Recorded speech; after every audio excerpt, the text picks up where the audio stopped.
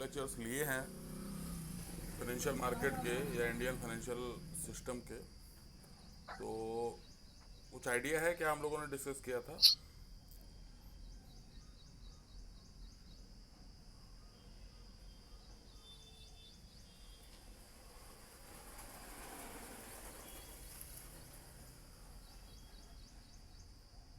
सब भूल गए? चलिए कोई बात नहीं।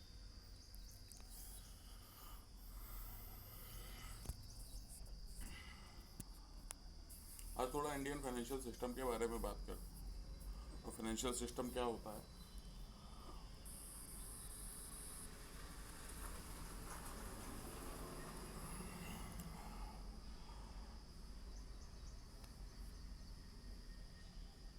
If you talk about simply financial system, then we can say it enables financial system enables lenders and borrowers to exchange funds. Sir आपकी वॉइस क्लियर नहीं आ रही है। अब आ रही है? हाँ सर अब आ रही। अभी क्लियर है?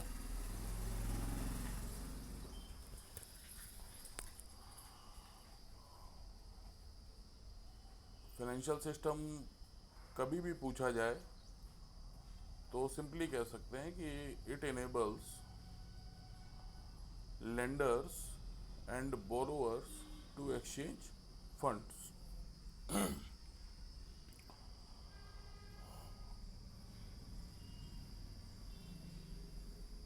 जैसे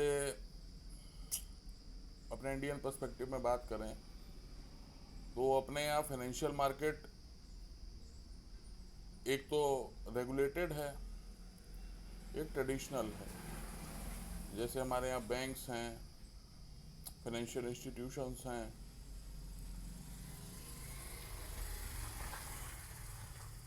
जो बोरोवर्स को मनी लेंडिंग करते हैं। दूसरी तरफ हमारे यहाँ बड़ी संख्या में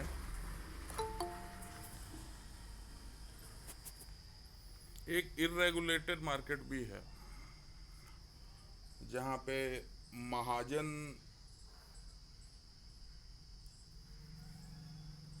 वाली प्रैक्टिस अभी भी चल रही है। इनफैक्ट जहाँ पे एम्पल फाइनेंशियल इंस्टीट्यूशंस भी हैं, जैसे कानपुर की भी बात करें, यहाँ पे बहुत सारी फाइनेंशियल इंस्टीट्यूशंस हैं, बैंक्स हैं, मनी लेंडिंग आराम से हो सकती है। लेकिन फिर भी मार्केट में बहुत सारे लोग ऐसे हैं जो इरेगुलेटेड तरीके से पैसा बांट रहे हैं, लोग उनसे ले भी रहे हैं, जबकि उनके इंटरेस्ट रेट्स भी ज़्यादा हैं। हाँ, वहाँ पे पेपर वर्क कम होता है, कई बार ऐसा होता है, फ्रॉडलेंट के केसेस भी होने के चांसेस, कई बार प्रोबेबिलिटी ज़्यादा रहती है। अब कितने होते हैं कि नहीं होते हैं इस बारे में कहना मुश्किल है, क्योंकि अगर फ्रॉडलेंट बहुत ज़्यादा होता होगा तो फिर वो प्रैक्टिस अभी भी एग्जिस्टेंस में क्यों है। तो हम कोई भी चीज़ समझेंगे तो हम उसके दोनों पहलुओं पर विचार करेंगे। तो फाइनेंशियल सिस्टम की अगर कभी भी बात करें तो जहाँ पे भी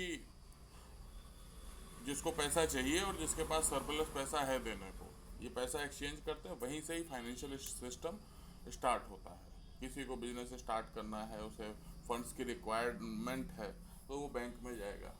अब बैंक अपने पास से तो पैसा देगा नहीं, बैंक में बहुत सारे इन्वेस्टर्स जा करके, डिपॉजिटर्स जा करके अपने पैसे डिपॉजिट करते हैं।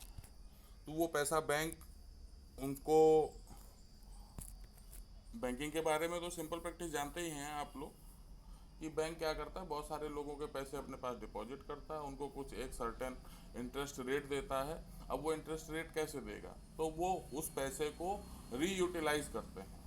रीयूटिलाइज करने में उसकी फिर से मनी लेंडिंग करते हैं, इसके अलावा और भी जगह वो इन्वेस्टमेंट करते हैं।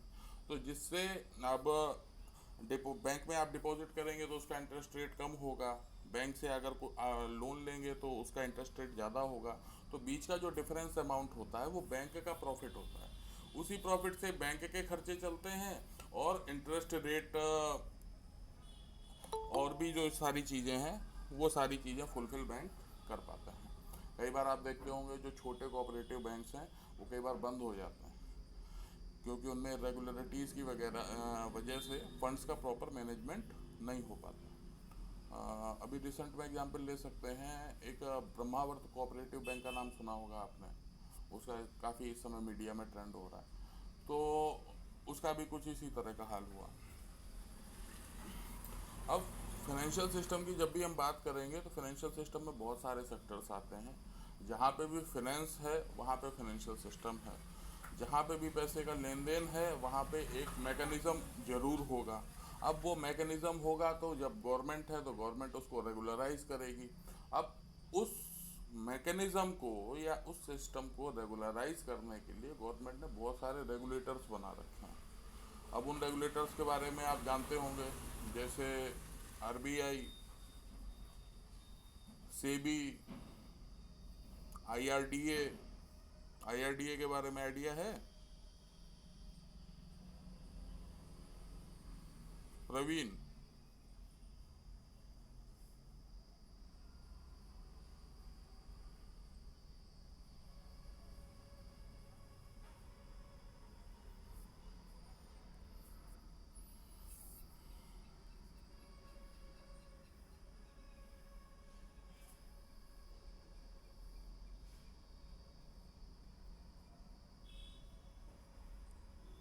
क्या बात है भाई, सब इतने खामोश क्यों हैं? सर आवाज क्लियर नहीं आ रही है। फिर से रिकनेक्ट करूं? सर आप सर वॉइस आपकी जो है ना वो थोड़ा कट कट के आ रही है, प्रॉपर नहीं आ रही है। मैं कभी आ जाती तेज आती है, कभी स्लो हो जाती है, ऐसा हो रहा है सर। मैं फिर से कनेक्ट करता हूँ, ठीक है?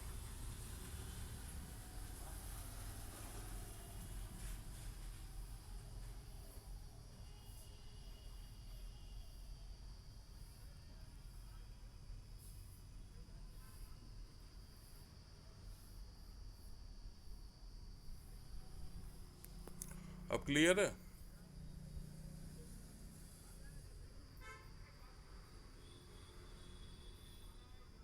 अभी भी वैसी आ रही है कि क्लियर है? जी सर, अब सही। सर अब अब ठीक ठीक है, है। चलिए।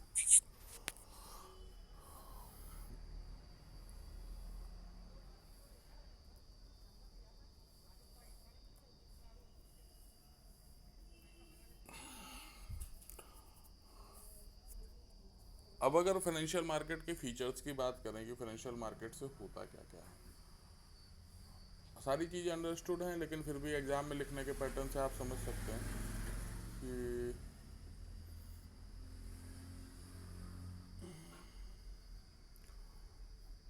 फाइनेंशियल सिस्टम अगर हमारा प्रॉपरली रेगुलेटेड है, देन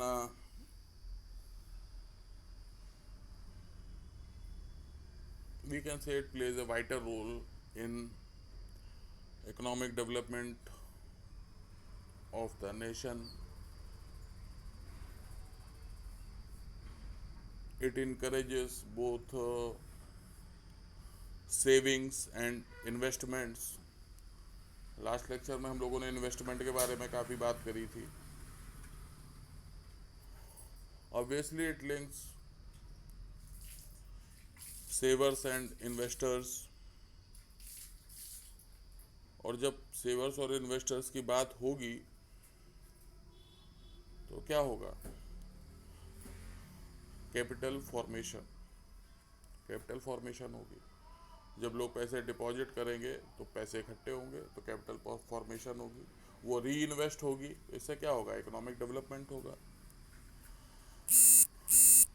लेकिन जब भी पैसे की बात आती है तो पैसे के साथ रिस्क हमेशा एसोसिएटेड होता है, और अगर प्रॉफिट की बात पैसे के साथ जुड़ जाए तो रिस्क बढ़ने लगता है। और जितना ज़्यादा प्रॉफिट के चांसेस होते हैं, जितना हैवी प्रॉफिट के चांसेस होते हैं, जितना बड़ा प्रॉफिट होने के चांसेस होते हैं, रिस्क भी कई बार उतना ही ज़्यादा होता है। तो फाइनेंशियल सिस्टम में चूँकि बहुत सारे एवेन्यूज़ होते हैं जहाँ पे इन्वेस्टर्स इन्वेस्ट कर सकते हैं, लेंडर्स के पास भी मनी लेंड करने के लिए बहुत सारे ऑप्शंस होते हैं, बोरोवर्स के पास भी बहुत सारे ऑप्शंस हैं मार्केट में। तो अपनी अपनी कैपेसिटी के बेसिस पे लोग बोरोवर्स और लेंडर को both they evaluate their capacity and opt the suitable avenue for their lending और borrowing। तो उससे होता क्या है कि they are able to ascertain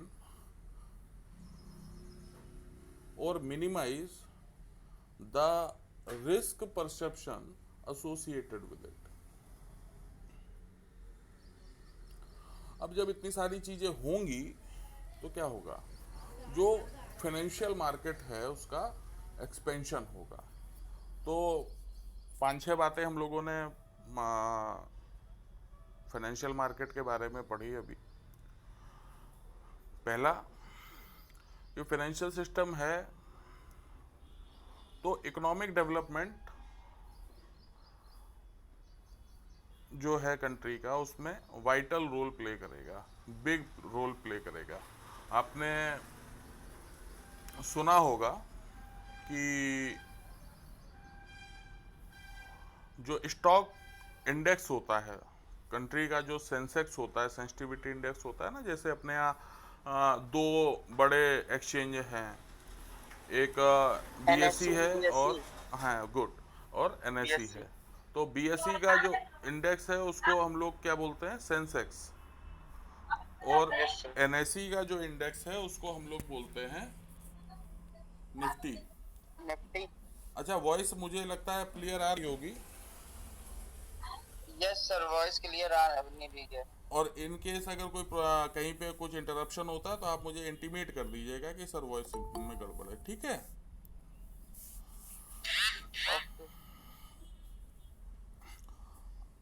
अब तो बीएसई का आप देख रहे होंगे कि जो है, जो इंडेक्स है जिसको हम लोग बोलते हैं सेंसिटिविटी इंडेक्स, उसी को शॉर्ट में बोल करके सेंसेक्स बोला जाता है।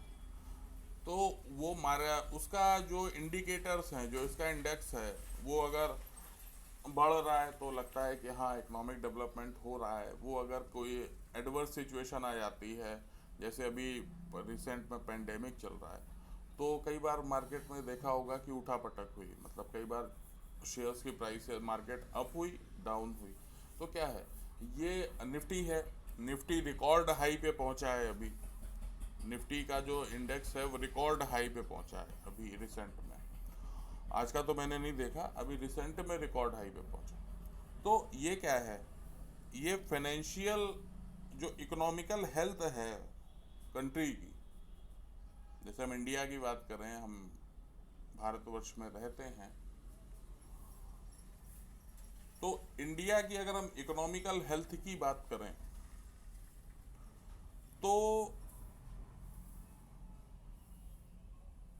ये जो इंडेक्सेस हैं ये इंडिकेटर के तौर पे, या एक लेमन लैंग्वेज में अगर बोलें तो बैरोमीटर के तौर पे माने जा सकते हैं। अगर सेंसेक्स और निफ्टी में उछाल आ रही है तो सिचुएशन फेवरेबल है, इन्वेस्टर्स अपना पैसा रही है। बेटा आपकी सर वॉइस क्लियर नहीं आ रही है। आज बड़ा वॉइस का इशू हो रहा है, आज तो बादल भी छाए नहीं है। अब ठीक है, अभी ठीक हुआ कि नहीं हुआ? सर थोड़ा थोड़ा हुआ सर। आज हमारा वॉइस में भी थोड़ा प्रॉब्लम है। फिर चली गई सर आपकी वॉइस, आज बहुत ज्यादा नेटवर्क इशू है सर। हाँ सर आपकी आवाज एकदम से चली जाती है सर, 2 सेकंड जाती है फिर चली जाती है। अच्छा जी सर। तो ये तो कठिन समस्या है, इसका निदान कैसे होगा? मेरे में नेटवर्क तो पूरा आ रहा है।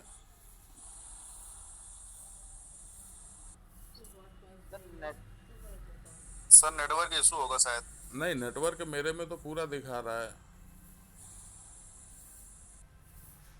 नेटवर्क मेरे में पूरा दिखा रहा है। अब अगर आप चाहें तो मैं इसको लीव करके फिर से डिस्कनेक्ट कर सकता हूँ, या और कोई सेटिंग हो तो पता है।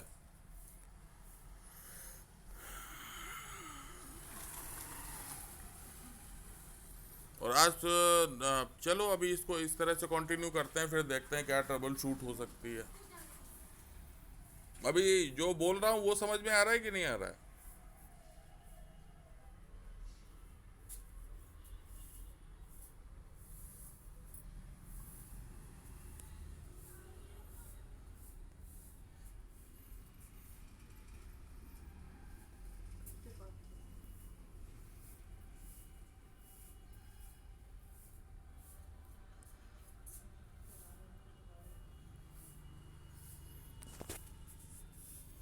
अब आ रही है प्रॉपर आवाज?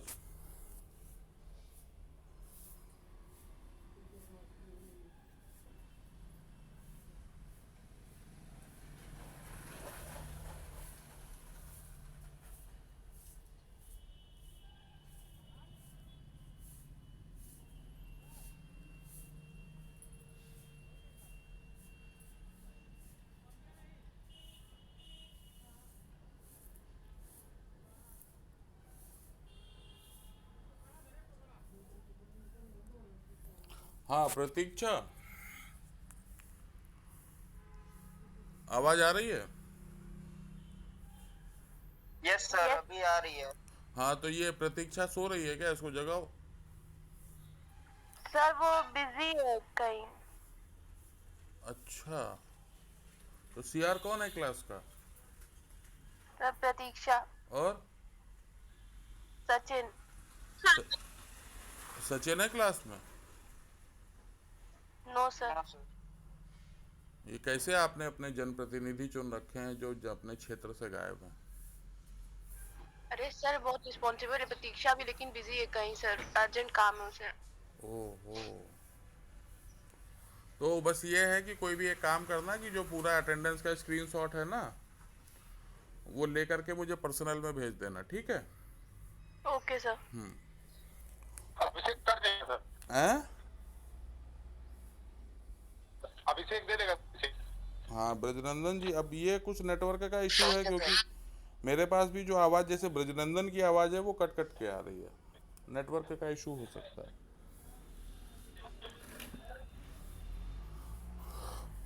तो हम लोग फाइनेंशियल सिस्टम की बात कर लेते हैं, बाकी जो होगा देखा जाएगा। तो सबसे पहली चीज़ होगी कि फाइनेंशियल सिस्टम में अगर हमारा निफ्टी और सेंसेक्स अपसाइड जा रहा है, अपसाइड मूवमेंट है, तो ये माना जाएगा कि हमारी इकोनॉमी अच्छी चल रही है, हमारी इकोनॉमी में ग्रोथ हो रहा है। क्यों भाई? इन्वेस्टर्स हमारे इकोनॉमी पे, हमारी इंडिया कंट्री में जो कंपनीज काम कर रही हैं उनके ऊपर भरोसा कर रही है ना, उनके ऊपर विश्वास कर रहे हैं इन्वेस्टर, तभी तो इन्वेस्ट कर रहे हैं। तो जब इन्वेस्टमेंट बढ़ेगा तो इंडेक्सेस, इंडिकेटर्स जो हैं वो अपसाइड मूवमेंट करेंगे, उनमें ग्रोथ आएगी, बढ़ेंगे। इन्वेस्टमेंट तभी होगा जब उन्हें करंट इकोनॉमिक सिचुएशंस पर भरोसा होगा। कई बार जब एडवर्स सिचुएशंस होती हैं तो इन्वेस्टर्स अपना पैसा मार्केट से निकाल के, अब इसका आज मेरे पास कोई इलाज मुझे समझ में नहीं आ रहा है कि या वॉइस में क्यों प्रॉब्लम आ रही है। नेटवर्क भी ठीक ठाक आ रहा है, और एक बार अगर एयरटेल है तो जियो में कर लो, अगर जियो है तो एयरटेल में चार्ज लो एक बार। तो क्या कर लें? एयरटेल से नेट चला रहे हो तो जियो में कर लो, अगर जियो चला रहे हो तो एयरटेल में कन्वर्ट कर लो अगर हो तो। ऐसा भी होता है क्या? ये तो बहुत गहरी सेटिंग बता दी। एयरटेल हमारे पिताजी का है और जियो हमारा है। चलिए इसका कुछ प्रबंध करते हैं, आज की क्लास ये कर लेते हैं, इसके बाद कुछ इसका प्रबंध करते हैं।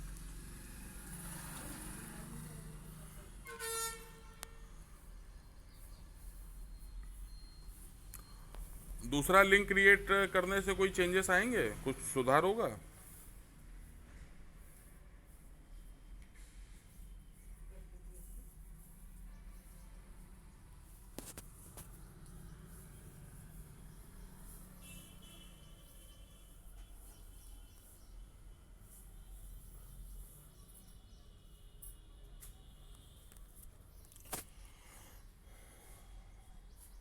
तो होता क्या है कि अगर इकोनॉमिक हेल्थ अच्छी है, इकोनॉमिक सिचुएशंस अच्छी दिख रही हैं, तो इन्वेस्टर्स इन्वेस्ट करना शुरू करते हैं, इन्वेस्टर बढ़ाना शुरू करते हैं इन्वेस्टमेंट, और सिचुएशन अगर उन्हें एडवर्स दिख रही होती है तो अपना इन्वेस्टमेंट निकालना शुरू कर देते हैं। तो अगर वो अपना इन्वेस्टमेंट निकालना शुरू करेंगे तो जो भी इंडिकेटर्स हैं तो स्वाभाविक सी बात है कि वो नीचे जाएंगे, और जो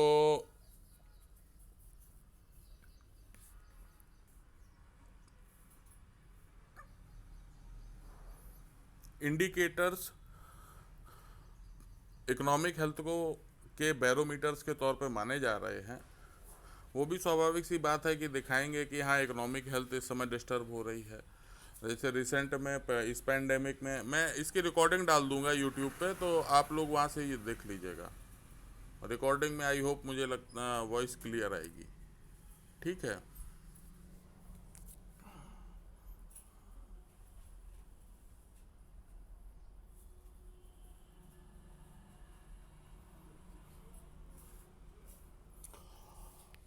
अब अगर बात करें हम फाइनेंशियल सिस्टम में कौन कौन पार्टिसिपेट करता है, या अगर कंपोनेंट्स की बात करें तो फाइनेंशियल सिस्टम में कौन कौन से कंपोनेंट्स होते हैं, तो प्राइमरीली अगर हम देखें तो हम उन सब लोगों को इंक्लूड करेंगे जिनके बगैर हमारा काम नहीं चल सकता। तो सबसे पहले हमें चाहिए फाइनेंशियल इंस्टीट्यूशंस। जब भी फाइनेंशियल सिस्टम की बात होगी तो बगैर फाइनेंशियल इंस्टीट्यूशंस के काम नहीं चल सकता। तो पहला हो गया फाइनेंशियल इंस्टीट्यूशंस। फाइनेंशियल इंस्टीट्यूशंस में आ गई आपकी जितने भी बैंकिंग कंपनीज हैं, नॉन बैंकिंग फाइनेंशियल कंपनीज हैं, इंश्योरेंस कंपनीज हैं, इस तरह से बहुत सारी, इनफैक्ट ब्रोकिंग एजेंसीज भी, ये सब फाइनेंशियल इंस्टीट्यूशंस में आ जाएंगे। सेकंड है financial market.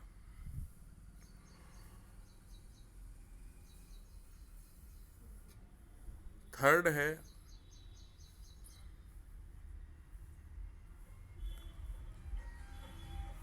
Financial instruments, assets and securities. तो हमारे पास तीनों चीजें हो गई, financial institutions, financial market, financial instrument. एक चीज और चाहिए, फाइनेंशियल सर्विसेज। तो these four are components of financial system: financial institutions, financial market, financial instruments. और फाइनेंशियल इंस्ट्रूमेंट्स में शेयर्स आ जाएंगे, डिबेंचर्स आ जाएंगे, बॉन्ड्स आ जाएंगे। इस तरह से मतलब जितने भी एसेट्स एंड सिक्योरिटीज़ हैं वो सब फाइनेंशियल इंस्ट्रूमेंट्स में आ जाएंगे। इनफैक्ट इंश्योरेंस भी फाइनेंशियल इंस्ट्रूमेंट के तौर पे कई बार माना जा सकता है। और फाइनेंशियल सर्विसेज, क्यों? क्योंकि सर्विस सेक्टर है। भाई फाइनेंस क्या है? फाइनेंस हर बार आप कैश लेके ही तो नहीं घूमोगे ना। आप आपको आज के टाइम पे तो क्रिप्टो करेंसी का भी प्रचलन बढ़ रहा है। इसके अलावा भी जो है बहुत सारी चीज़ हम इलेक्ट्रॉनिक ट्रांसफ़र करते हैं, ई ट्रांसफ़र करते हैं ना, तो उस केस में भी सर्विसेज हमें प्रॉपरली सर्विस सेक्टर में ही है। यहाँ पे प्रोडक्शन नहीं है, सर्विस सेक्टर ही है, इसलिए सर्विसेज। तो चार चीज़ें हमें याद रखनी है जब भी फाइनेंशियल सिस्टम की बात होगी। तो there are four components: financial institutions, financial market, financial instruments and financial services. Sir कुछ समझ में नहीं आ रहा है। वॉइस नहीं आ रही कि समझ नहीं आ रहा? नहीं, वॉइस नहीं आ रही है। अच्छा, तो इसका वो हमें सॉल्यूशन बताओ, क्योंकि मेरे पास आपकी वॉइस प्रॉपर आ रही है। सर नई लिंक ट्राई कर लीजिए। नई लिंक ट्राई कर लेते हैं। चलो करते हैं। सर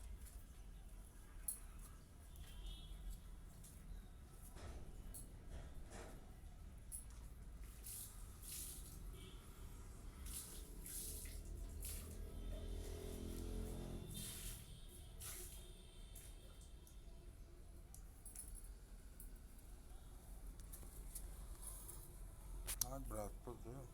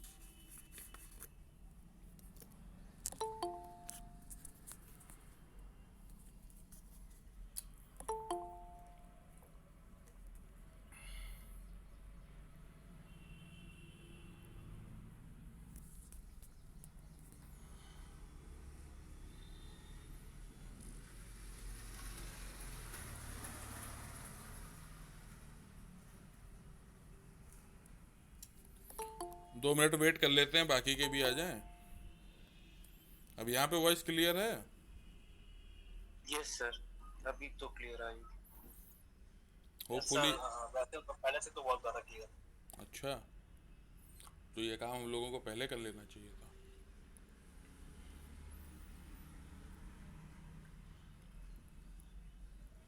दो मिनट वेट कर लेते हैं, आ जाएं बाकी के भी लोग। आज की क्लास में ज़्यादा पढ़ाई वढ़ाई नहीं हो पाई, ये डिस्टर्बेंस में ही परेशान है सब लोग।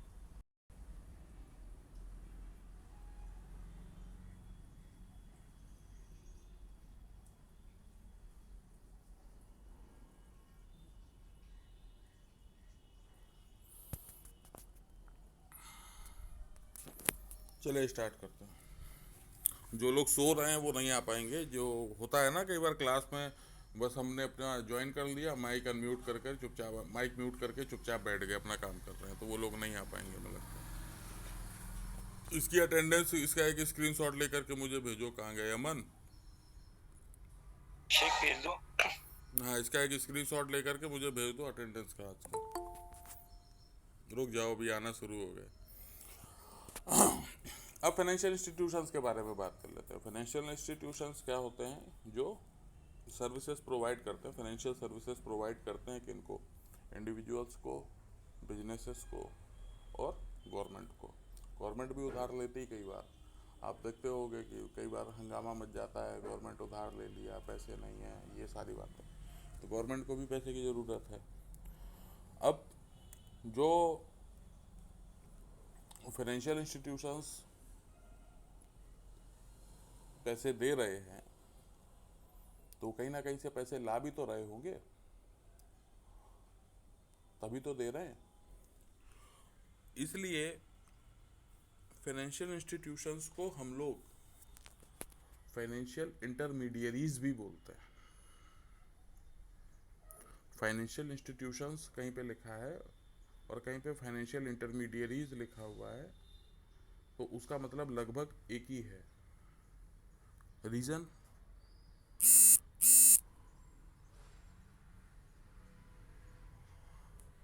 Financial institutions act as a mediator between savers by procuring, no, accumulating funds and lending them to borrowers. Investor से पैसा ले लेते हैं और बोरोवर्स को दे देते हैं, तो बीच में मिडिल मैन की तरह काम कर रहे हैं ना, तो मीडिएटर हो गए, इसलिए इनको इंटरमीडियरीज भी बोल सकते हैं। तो फाइनेंशियल इंस्टीट्यूशंस को हम फाइनेंशियल इंटरमीडियरीज भी टर्म कर सकते हैं।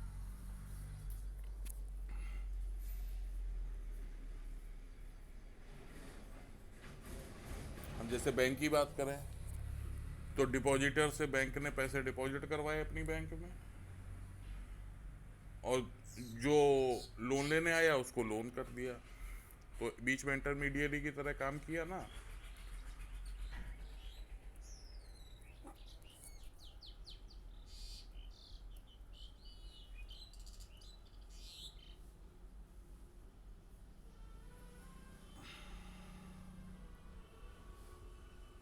अब अगर टाइप्स की बात करें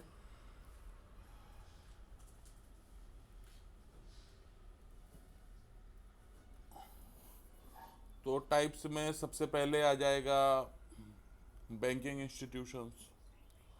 बैंकिंग इंस्टीट्यूशंस में एक हमारे यहाँ है बैंकिंग रेगुलेशन एक्ट 1949, उसके अकॉर्डिंग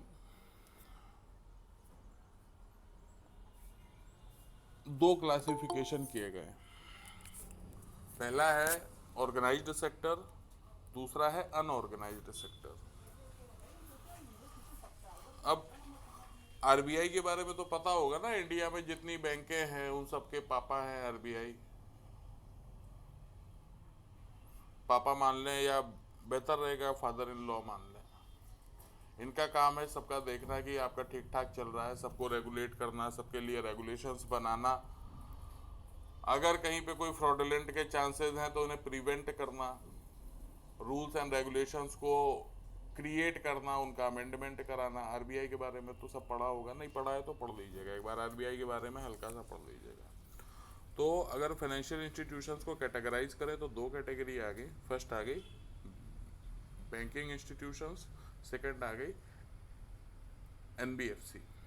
अब बैंकिंग इंस्टीट्यूशंस में एक तो हमारे यहाँ सेंट्रल बैंक है इंडिया की, RBI, reserve bank of India.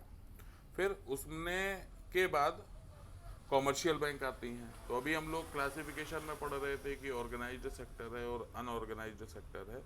तो ऑर्गेनाइज्ड सेक्टर्स में सबसे पहले आ जाएगा cooperative bank, commercial bank. Commercial bank के बाद अब ये आप पता कर दीजिएगा लगभग पब्लिक सेक्टर की आज के टाइम पे कितनी बैंक हैं, क्योंकि अभी का हाल में रिसेंट में कई बैंकें मर्ज हो गई हैं। तो इसका जो बिल्कुल रिसेंट डेटा है वो पता करके मुझे कल बताइएगा कि आप कितनी कॉमर्शियल बैंक पब्लिक सेक्टर की इंडिया में हैं, कितनी प्राइवेट सेक्टर की हैं, कितनी फॉरेन बैंक हैं जो इंडिया में काम कर रही हैं आज के डेट पे। पुराने रिकॉर्ड तो है लेकिन अब तब में हम में बहुत अंतर है। तो अपडेटेड इसका मुझे कौन बताएगा?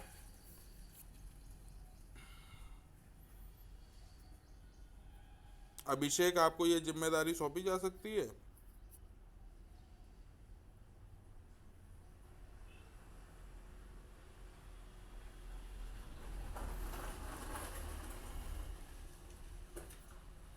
इस सोने वालों की अटेंडेंस कट जाएगी। सर मैं बताऊंगी।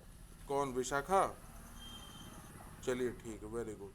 ये अभिषेक की अटेंडेंस कटेगी आज Yes, की, sir. ये बोला नहीं है। नो सर, नो सर, जग गए? I am there sir. अच्छा, अरे सर मैं हूँ तो कॉमर्शियल ऑर्गेनाइज्ड सेक्टर में कॉमर्शियल बैंक आ जाएंगे, कोऑपरेटिव बैंक आ जाएंगे। अभिषेक तुम कोऑपरेटिव बैंक बता देना, ठीक है? कितने? Okay sir. एक लिस्ट बना के दे देना। आइए करंट का एक्चुअल डेटा देना, ये नहीं कि 1979 का डेटा लेके आ गए, मैं घूम रहा हूँ कि ये डेटा कहाँ से आ गया। ठीक है, ओके सर। करंट का फाइंड करना है। विशाखा ने बोला है ना दूसरा कॉमर्शियल बैंक का। तो कॉमर्शियल sir. बैंक में पब्लिक सेक्टर की बैंक, प्राइवेट सेक्टर की बैंक और फॉरेन बैंक्स इंडिया में कितनी काम कर रही है उनकी एक लिस्ट बना के देनी है। कितने नंबर हैं, कितनी कंपनी है, कौन कौन से नाम हैं उनके, ठीक है? और सर मुझे कोऑपरेटिव बैंक का देना है। हाँ, कोऑपरेटिव और आरआरबी का। ओके सर,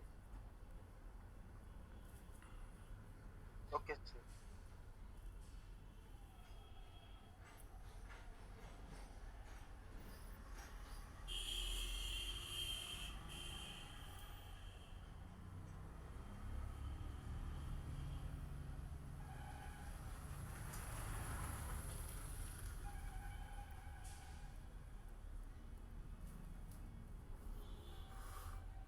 तो ऑर्गेनाइज्ड सेक्टर में एक हमारे पास कॉमर्शियल बैंक हो गई, जिसमें पब्लिक सेक्टर हो गया, प्राइवेट सेक्टर हो गया,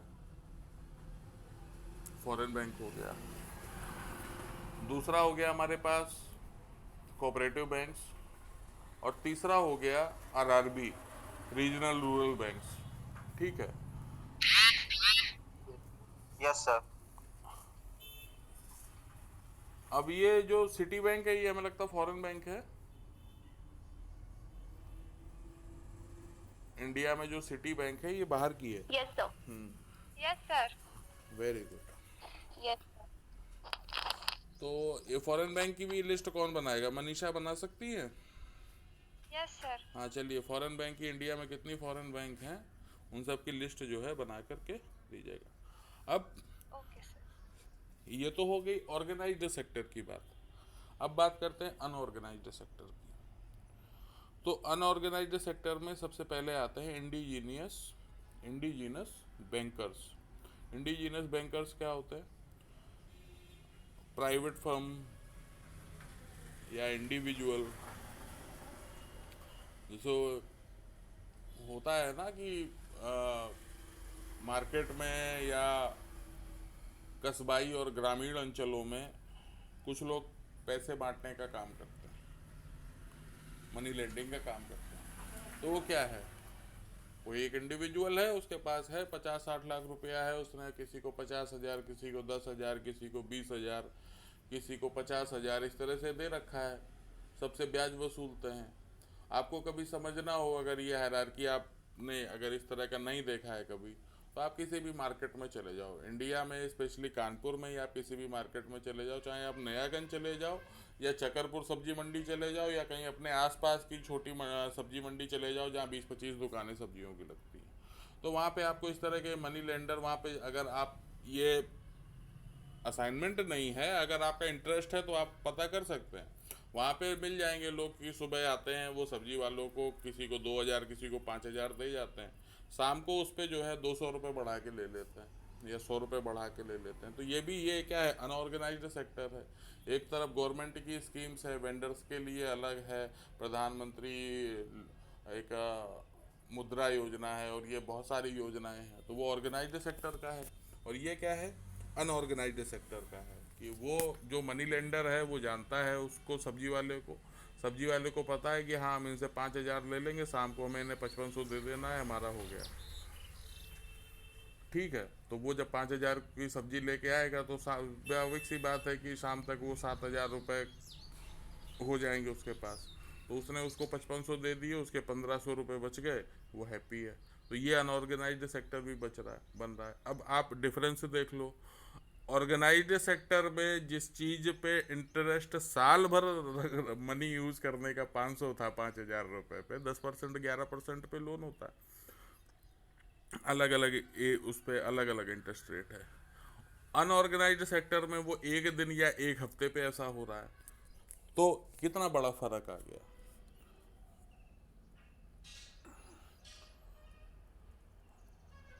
तो ये क्या हो गए? मनी लेंडर्स हो गए। अब ये मनी लेंडर, एक तो ये जैसे हमने अभी इसका वेजिटेबल मार्केट का एग्जांपल लिया, आप जो भी मार्केट है इंडिया में, नयागंज चले जाओ, नौगढ़ा चले जाओ, वहाँ पे भी इस तरह की प्रैक्टिसेस हैं।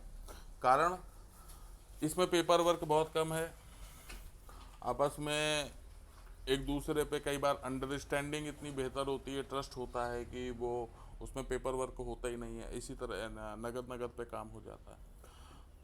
लेकिन ग्रामीण अंचलों की बात करें तो वहाँ पे ये प्रैक्टिस को अगर हम माल प्रैक्टिस कह दें तो भी गलत नहीं होगा, क्योंकि वहाँ पे ये जो महाजनी वाली प्रथा है उसमें कई बार अन्याय बहुत होता है, शोषण बहुत होता है।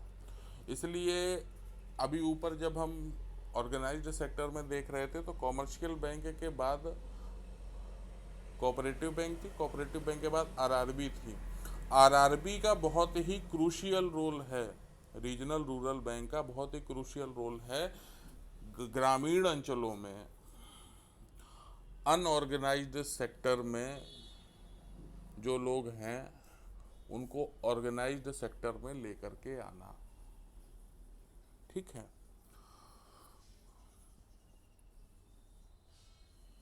अब ये जो मनी लेंडर्स हैं दे कुड बी रूरल और urban, they could be professional और non professional, but they include large number of merchants, traders, farmers, and their operations are entirely unregulated and they charge very high rate of interest.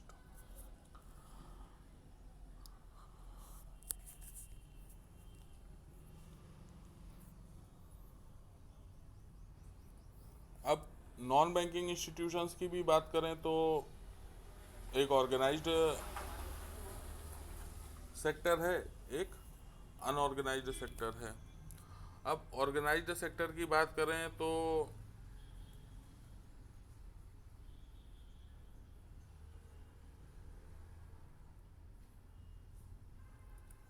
Development financial institutions हैं, जैसे IDBI है, आईआरडीसी है, state financial corporation है, state industrial development corporation है, agricultural development financial institutions भी हैं जैसे नाबार्ड है,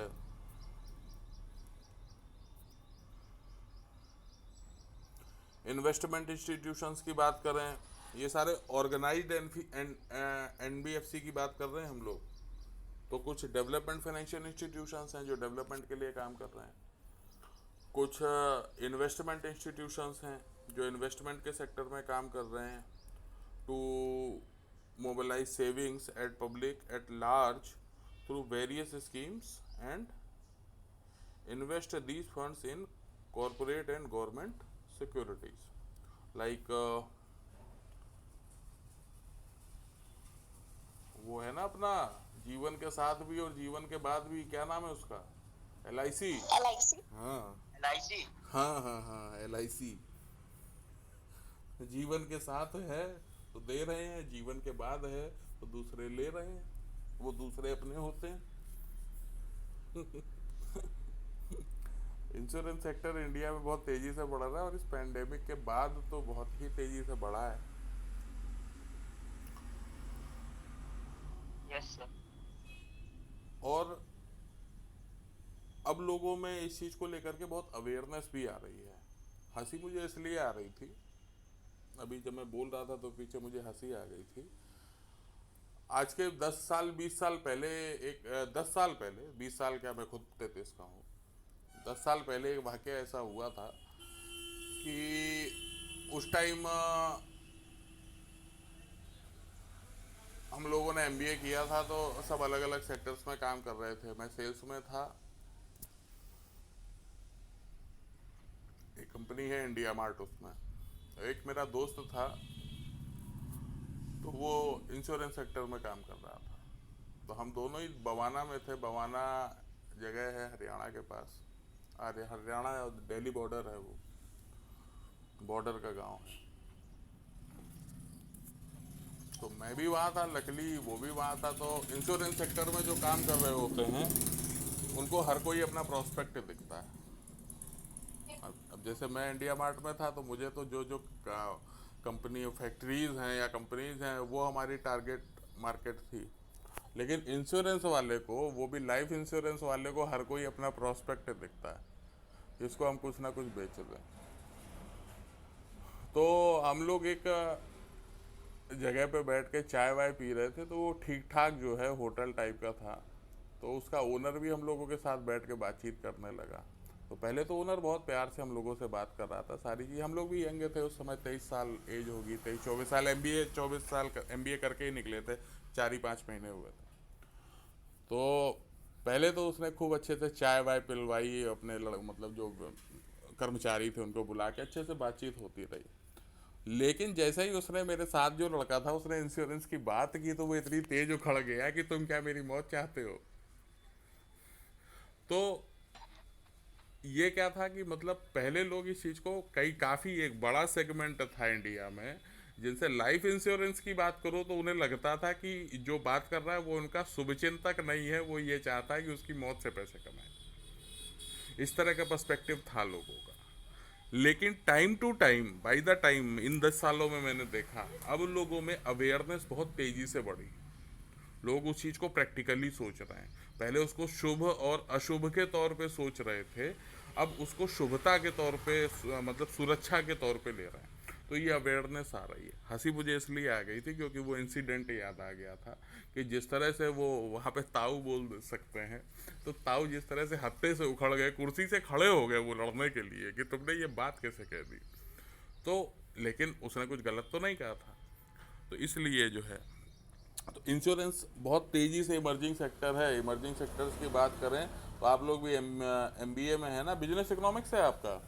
तो बिजनेस इकोनॉमिक्स यस के सर। बाद जब अभी आप जब मार्केट में जाओगे तो 4-5 चीज़ें नोट कर लो। इन सेगमेंट में अगर जॉब देखोगे तो ज़्यादा बेहतर है। आज के टाइम पे इमर्जिंग सेक्टर्स हैं। पहला है डेटा साइंस, ये नोट कर लो आप लोग, ये 5-6 चीज़ें कहीं। एक है डेटा साइंस, यस सर। एक है आर्टिफिशियल इंटेलिजेंस, फिर है लॉजिस्टिक्स। हर किसी को घर बैठे चीज़ें चाहिए, तो लॉजिस्टिक्स मैनेजमेंट बहुत तेज़ी से इमर्ज हो रहा है। ई कॉमर्स में बिग प्लेयर्स हैं, तो उन्होंने मार्केट पे इस तरह से, अब ये जियो और टाटा के आ रहे हैं, लेकिन फिर भी बिग प्लेयर्स हैं, तो ये लोग मार्केट पे कैप्चर करेंगे। तो उसमें तो एक्सपेंशन है ही है, लेकिन उससे भी ज़्यादा तेज़ी से एक्सपेंशन लॉजिस्टिक्स में है। जो पुराने प्लेयर हैं वो भी बहुत तेज़ी से एक्सपेंड कर रहे हैं। चौथा हो गया वेस्ट मैनेजमेंट। इसको लेकर के अभी कुछ भी प्रॉपर बन नहीं पाया है। इस सेगमेंट में जो भी कंपनीज काम कर रही हैं वो कंपनी अगले 10 सालों में बहुत अच्छा काम करेंगी, क्योंकि ये जो पेंडेमिक चल रहा है इसके बाद बहुत सारी सिचुएशंस चेंज हो रही हैं। लोगों का और कंपनियों का काम करने का जो पर्सपेक्टिव है वो बहुत ही ज़्यादा चेंज हो जाएगा। क्लीन एनवायरनमेंट और ग्रीन एनवायरनमेंट पे जो एडवोकेसी होती है वो बहुत ज़्यादा बढ़ जाएगी। तो वेस्ट मैनेजमेंट पे बहुत ज़्यादा स्कोप बढ़ेगा, उस पर बहुत ज़्यादा काम होगा। फिर इसके बाद है रिन्यूएबल एनर्जी। इस सेगमेंट में भी बहुत ज़्यादा फोकस हो रहा है, क्योंकि एनवायरनमेंट को लेकर के बहुत सारे इश्यूज आ रहे हैं। ऑल्दो कई लोगों का ये मानना है कि ये जो वायरस है ये आर्टिफिशियल है, लेकिन फिर भी क्लाइमेट चेंजेस के बहुत सारी चीज़ें लोग फेस कर रहे हैं, उन पर डिबेट्स शुरू हो रही हैं। तो रिन्यूएबल एनर्जी पे भी बहुत तेज़ी से, अभी आपने देखा होगा टाटा की इलेक्ट्रिक कार आ गई है।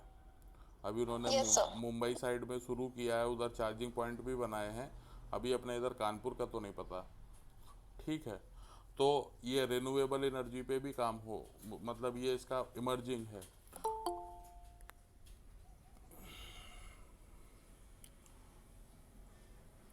फिर उसके बाद एक है, हाँ, क्रिप्टो करेंसी।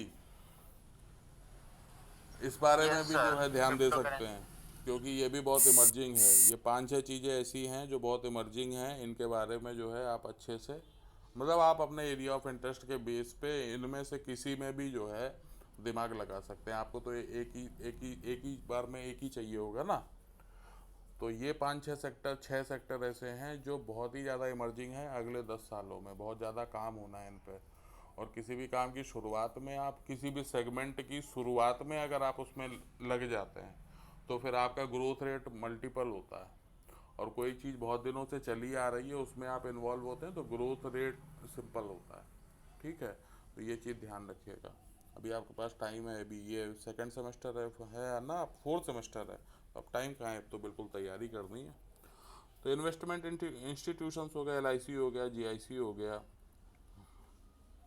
म्यूचुअल फंड की इतनी सारी NBF वो घूम रही हैं, घूम क्या रही हैं मतलब हैं, म्यूचुअल फंड की हैं, उनको क्या बोलते हैं, AMC एसेट मैनेजमेंट कंपनीज हैं।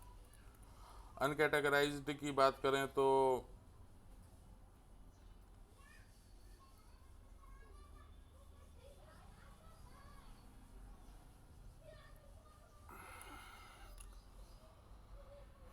हायर परचेज की कंपनीज होती हैं, क्रेडिट रेटिंग एजेंसीज होती हैं, फैक्टोरिंग कंपनीज होती हैं। फैक्टरिंग समझते हैं क्या होता है?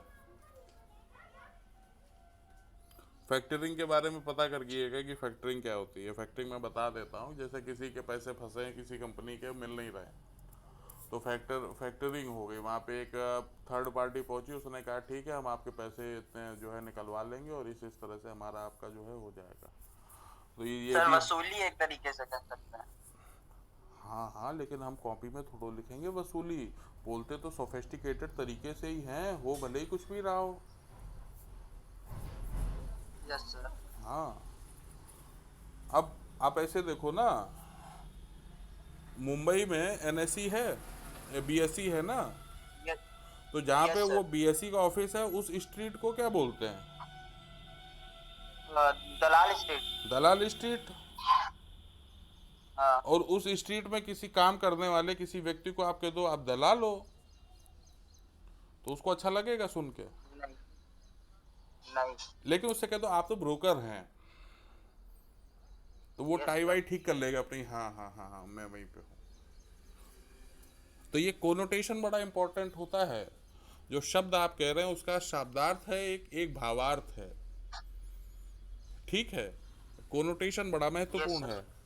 ये हमेशा कोनोटेशन पॉजिटिव होना चाहिए जब हम कुछ लिख रहे हैं और प्रोफेशनली हम जब कोई बात कह रहे हैं। लीजिंग कंपनीज आ जाती हैं, कंज्यूमर फाइनेंस कंपनीज आ जाती हैं, सब अनऑर्गेनाइज्ड नॉन बैंकिंग सेगमेंट है, ठीक है। तो आज से यहीं तक रखें कि आगे करें कुछ? अभी टाइम हो गया भाई, 11:13 हो गया, क्लास है। चलिए ठीक है, हैं आज हम लोगों ने बहुत ही ज़्यादा हिचकोले खाते हुए हमारी गाड़ी चली है। तो मुझे स्क्रीनशॉट भेज दिया अटेंडेंस का? सर मैंने सेंड कर दिया है आपको स्क्रीनशॉट। चलिए, किसने सेंड किया है? सर अभिषेक। ठीक ठीक ठीक, चलिए, okay, thank you guys. Thank you sir. Thank you sir. Thank you. Thank you sir.